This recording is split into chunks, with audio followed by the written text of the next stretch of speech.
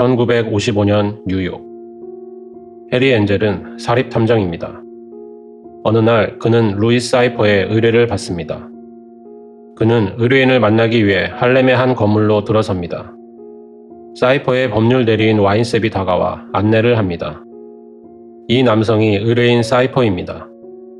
그는 엔젤에게 한때 유명했던 가수 자니를 찾아달라고 부탁합니다. 자니는 사이퍼와 계약을 맺은 적이 있는데 자신이 사망할 시 특정 담보를 사이퍼에게 넘긴다는 내용의 계약입니다. 그럼 자니가 죽은 거냐고 엔젤이 묻자 죽은 게 아니라 실종 상태라는 답변이 돌아옵니다. 1943년 북아프리카의 연해병사로 징집된 자니는 전쟁 도중 머리와 얼굴에 중상을 입어 의병 제대 후 미국으로 돌아왔고 정신이 혼미한 상태로 포킵시의 병원에 입원해 있다가 어느 순간 사라져 버렸다는 것입니다. 엔젤은 자신도 한때 군인이었는데 정신적으로 문제가 생겨 일찍 제대를 하게 되었다는 이력을 말해줍니다. 사이퍼는 최소한 자니의 생사 여부만이라도 알고 싶다고 말합니다. 간단한 일이라는 생각에 엔젤은 그 의뢰를 받아들입니다. 그는 일단 포킵시의 병원을 찾아갑니다. 위조된 국립보건학회 명함을 내밀며 접수 창고의 간호사에게 자니의 기록을 요구합니다. 간호사는 자니가 1943년, 즉 12년 전에 다른 병원으로 이송되었다는 사실을 알립니다. 그러나 그 기록은 볼펜으로 적혀 있었고 1943년에는 아직 볼펜이 발명되지 않았다는 사실을 알고 있는 엔젤은 그 기록이 최근에 적혔을 거라는 걸 간파합니다. 담당 의사의 이름은 파울러입니다.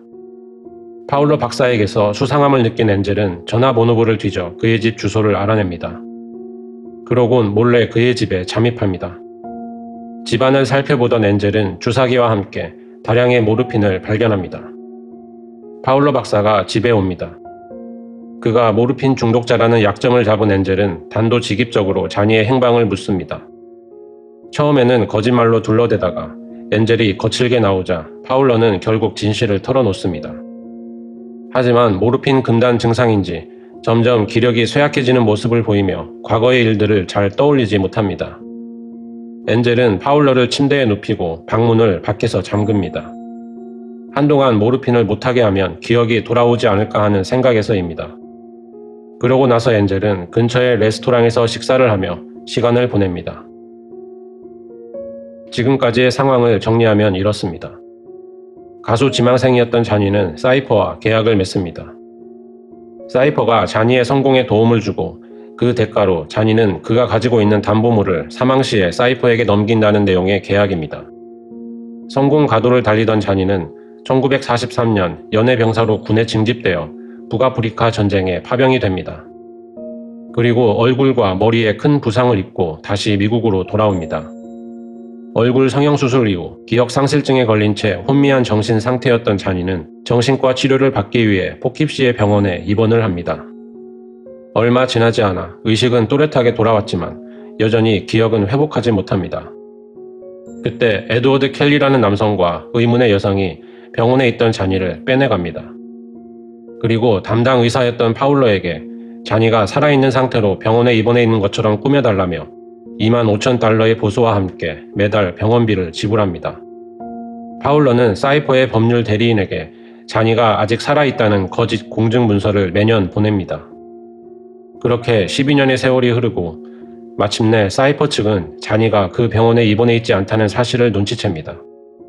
그래서 엔젤에게 자니의 행방, 무엇보다 생사 여부를 알아내도록 의뢰를 한 것입니다.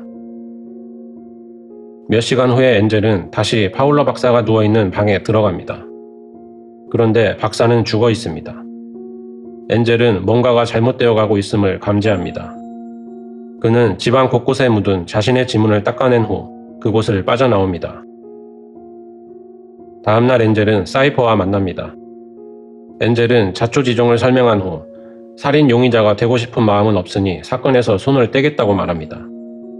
그러자 사이퍼는 5,000달러를 제시하고 그 큰 돈에 엔젤은 결국 조사를 이어나가기로 합니다. 엔젤은 뉴욕타임즈에서 일하는 기자 친구로부터 자니에 대한 정보를 손에 넣습니다. 징집되기 전 자니는 스파이더 심슨이 이끄는 오케스트라 단원이었고 스파이더는 현재 양로원에서 요양 중입니다. 또한 자니는 뉴올리언스에 사는 마거릿이라는 여성과 약혼을 했다가 파혼을 한 이력이 있었으며 그녀의 아버지 이드는 해운업으로 자수성가한 백만장자입니다. 마거릿은 주술도 하고 점도 본다고 합니다. 엔젤은 양로원에서 요양 중인 스파이더 심슨을 찾아가 몇 가지 정보를 더 얻습니다. 자니는 투츠라는 이름의 기타리스트와 친분이 두터웠습니다. 투츠는 현재 뉴올리언스에서 활동하고 있습니다. 그리고 당시에 자니는 프라우드풋이라는 이름의 흑인 여성과 비밀 연애를 하고 있었다고 합니다. 프라우드풋은 뉴욕의 할렘에서 주술 관련 재료를 파는 마미 카터라는 이름의 약재상을 운영하고 있습니다. 엔젤은 뉴올리언스에 갑니다. 그곳에서 투츠가 활동하는 술집 이름과 마거릿이 점을 보는 상담소 주소를 알아냅니다. 미리 예약을 한 엔젤은 상담소를 방문합니다. 상담 도중 엔젤은 자니의 이름을 대고 마거릿의 표정이 흔들립니다. 엔젤이 자니의 미래가 알고 싶을 뿐이라고 말하자 마거릿은 자니에겐 미래가 없으며 그는 12년 전에 죽었다고 대답합니다. 설사 그가 살아있다고 해도 자기한테는 죽은 사람이나 다름없다고 덧붙이며 그녀는 엔젤을 쫓아냅니다. 상담소를 나온 엔젤은 우연히 마미 카터라는 이름의 약재상을 발견하고 안으로 들어갑니다. 엔젤이 뉴욕 할렘에 있는 마미 카터와 어떤 관계인지 묻자 가게 주인은 여기가 본점이고 뉴욕의 그곳이 지점이라는 식으로 대답합니다. 이어서 그가 프라우드풋에 대해 묻자 가게 주인은 그녀가 이미 죽었다는 사실을 알리며 그녀가 묻힌 장소를 알려줍니다. 엔젤은 그녀의 묘지로 찾아갑니다. 뉴올리언스에서 그리 멀지 않은 곳입니다. 그때 마침 프라우드풋의 딸 에피파니가 자신의 아들과 함께 어머니의 묘지를 찾습니다. 엔젤은 에피파니의 뒤를 따라가 말을 겁니다. 어떤 이유에서인지 에피파니의 어린 아들이 엔젤을 보고 무언가를 느낀 듯 크게 울음을 터뜨립니다. 그는 자신이 사립탐정임을 밝히고 나서 자니를 찾는다고 솔직하게 털어놓습니다. 에피파니는 아는 바가 없다고 대답합니다. 엔젤은 자신이 묵고 있는 호텔 주소를 알려주며 뭐든 기억나는 게 있으면 연락을 달라고 말합니다. 엔젤과 에피파니는 서로에게 강한 끌림을 느낍니다. 그러고 나서 엔젤은 투츠의 밴드가 연주하는 술집을 찾습니다. 연주 후에 엔젤은 투츠에게 접근해 자니에 대해 묻습니다. 하지만 그는 대화를 피합니다. 엔젤은 포기하지 않고 그의 뒤를 미행합니다. 투츠는 한적한 외곽으로 차를 몰고 갑니다. 그곳에서 투츠와 에피파니를 비롯한 여러 사람들이 부두교 의식을 벌이고 있습니다. 특히 에피파니는 그 의식에서 중요한 역할을 맡고 있습니다. 의식이 끝나고 투츠가 집에 돌아옵니다. 그때 엔젤이 뒤를 덮치고 몸싸움 끝에 그를 제압합니다. 엔젤이 방금 전에 그 불경한 주술 의식에 대해 묻습니다. 투츠는 에피파니가 어머니의 뒤를 이어 영매 역할을 하고 있다고 말합니다. 또한 그는 자니를 전쟁 후에는 본 적이 없다고 대답합니다. 엔젤은 기억나는 게 있으면 전화하라며 자신의 호텔 주소가 적힌 종이를 그의 입에 쑤셔넣고 집을 나옵니다. 그러고 나서 그는 자신이 피범벅이 된 채 면도칼을 들고 있는 꿈을 꿉니다. 다음날 엔젤은 인기척 소리에 잠에서 깨어납니다. 형사 2명이 그의 숙소를 뒤지고 있습니다. 투츠가 죽었고 그에게서 그의 호텔 방 번호가 적힌 종이가 발견돼 형사들이 찾아온 곳입니다. 엔젤은 자신이 사람을 찾는 의뢰를 받고 활동 중이며 더 궁금한 내용은 법률 대리인 와인셉에게 물어보라고 말합니다. 그렇게 일단은 넘어갑니다. 엔젤은 공중전화로 마거릿에게 전화를 겁니다. 자니와 관련된 인물들이 모두 죽는다는 것이 마음에 걸렸기 때문입니다. 불길하게도 마거릿은 전화를 받지 않습니다. 공중전화의 거울을 바라보던 엔젤에게 어떤 기억이 떠오르려 합니다. 거리에서 1943년 새해를 맞이하는 축제가 벌어지고 있습니다. 출병을 앞둔 군인들이 축제를 즐기고 있습니다. 한 남자 군인의 어깨에 손을 올리며 누군가 말을 겁니다. 아파트의 어떤 한 집에 불길한 빛에 불이 켜져 있고 남자의 비명소리가 들립니다. 엔젤은 마거릿의 점성술 상담소로 찾아갑니다. 문은 잠겨 있지 않습니다. 우려했던 대로 마거릿이 죽어 있습니다. 엔젤은 자신이 덫에 걸렸음을 깨닫습니다. 그는 마거릿의 다이어리에서 자신이 방문했던 날의 기록을 뜯어냅니다. 근처의 술집에서 낮술을 걸친 뒤 호텔로 돌아오는 길에 엔젤은 누군가 자신을 미행하고 있음을 알아챕니다. 마을 주민의 도움을 받을까 하는 생각에 엔젤은 차를 세운 후 마을 주민들에게 다가갑니다. 그의 기대와는 달리 주민들은 본척만척합니다. 마거릿의 아버지 이든은 뉴올리언스 일대에 큰 영향력을 행사하고 있었고 딸의 요청으로 엔젤을 쫓아내기 위해 부하들을 고용한 것입니다. 만신창이가 된 채 앉아있는 엔젤을 에피파니가 발견하고 다가갑니다. 두 사람은 그녀의 집까지 걸어가며 대화를 나눕니다. 엔젤은 투츠의 죽음이 그 부두교 의식을 벌이던 단체와 관련이 있는 게 아닌지 묻지만 에피파니는 그렇지 않다고 딱 잘라 말합니다. 그러고 나서 그녀는 자니가 자신의 아버지임을 털어놓습니다. 엔젤은 자니와 관련된 사람들이 죽어나가고 있다며 그녀도 조심할 것을 당부합니다. 무슨 일이 있건 없건 연락 한번 달라고 말합니다.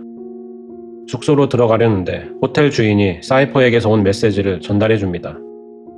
근처에 강연이 있어서 들른 사이퍼가 교회에서 엔젤을 기다립니다.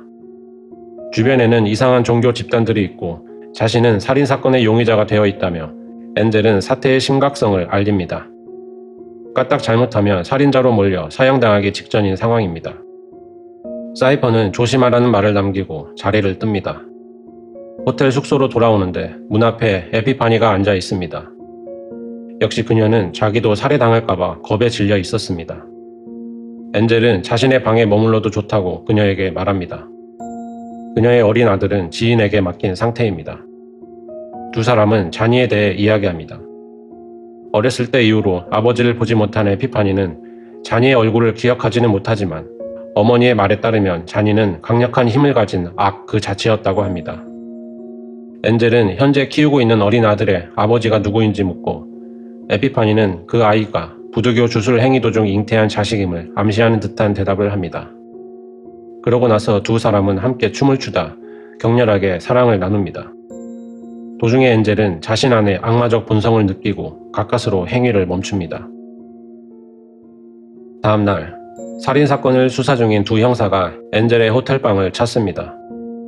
형사는 마거릿이 살해되었다는 사실을 알립니다.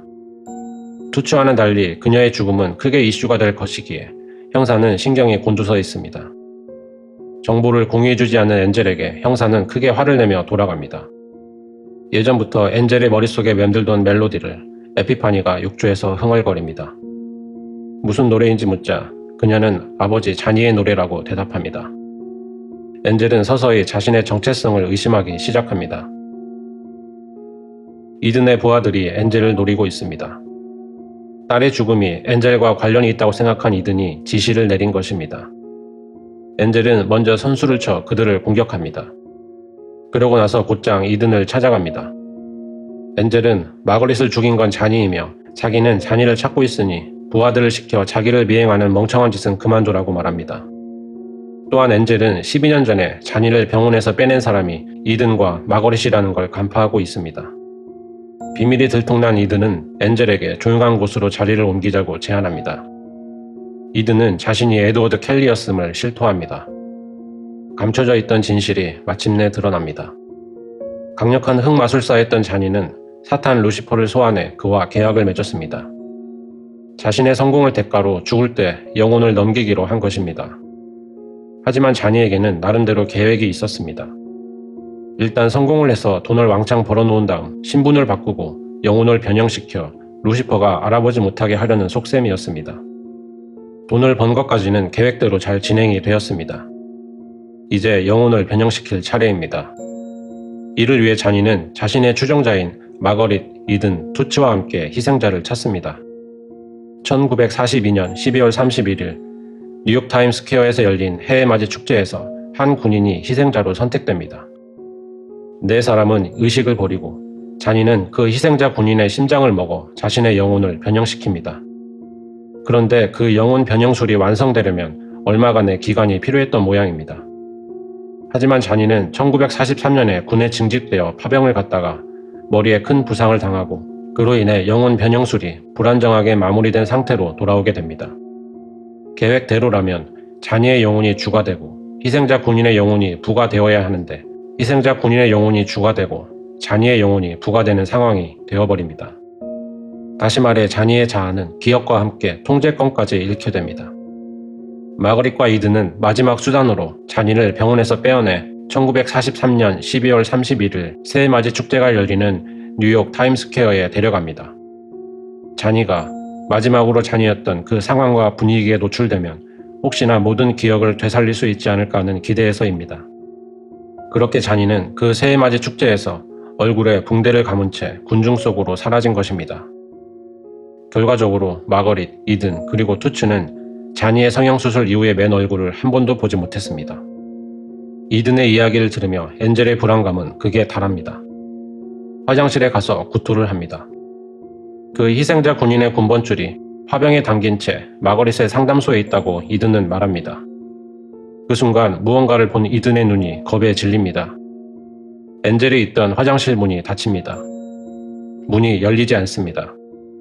옆문을 통해 빠져나온 엔젤은 이든이 죽어있음을 발견하고 허둥지둥 그곳을 빠져나옵니다.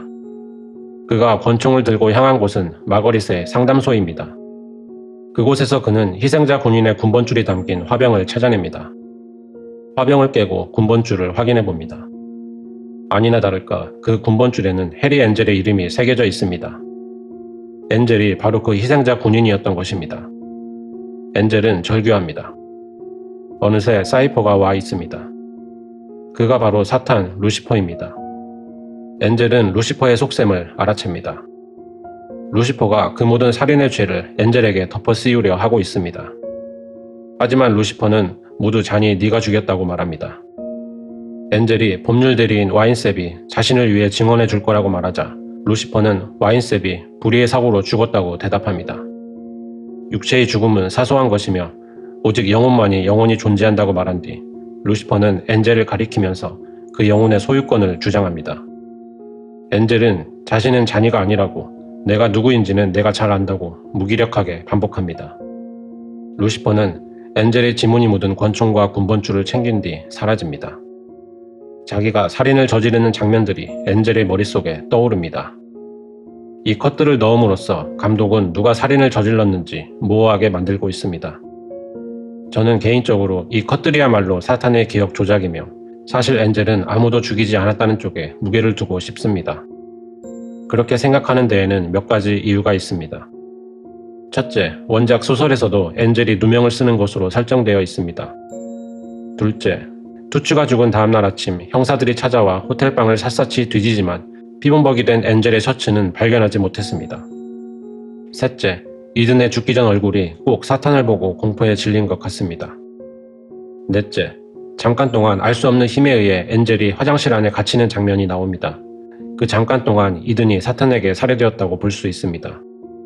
다섯째, 루시퍼는 엔젤에게 유리한 증언을 할 위험이 있는 법률 대리인 와인셉을 죽였습니다. 이를 통해 루시퍼가 자신의 이익을 위해 기꺼이 스스로의 손을 더럽히는 캐릭터임이 드러납니다.